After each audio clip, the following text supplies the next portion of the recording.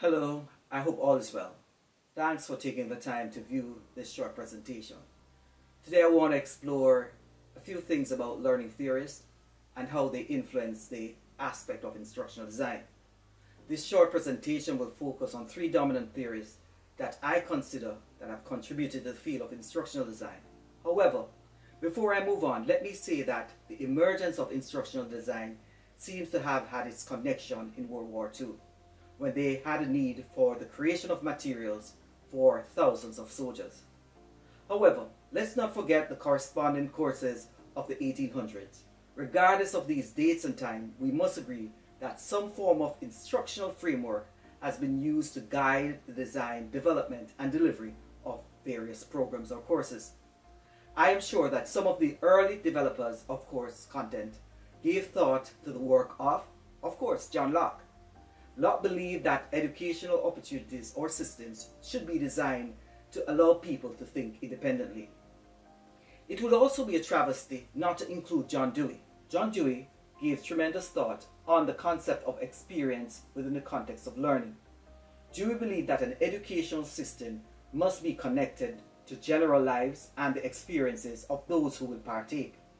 Ensuring that learning is connected to real-life situations has also become a central part of an instructional designer thought as they engage in their daily duties.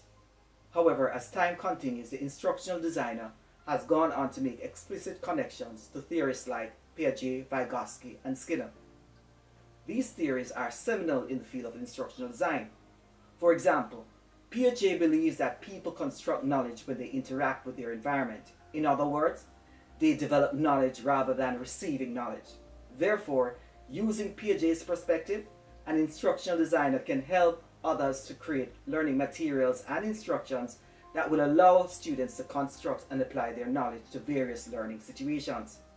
Furthermore, the information from Piaget's perspective can also help instructional designers and others design and develop and implement meaningful learning opportunities that will allow learners to self-regulate their learning and foster greater development.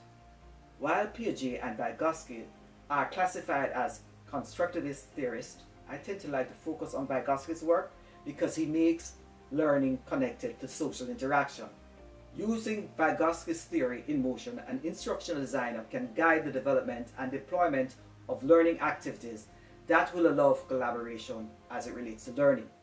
Furthermore, the instructional approach can be designed in such a way to scaffold the learner to engage and to ensure that they become competent in their discipline.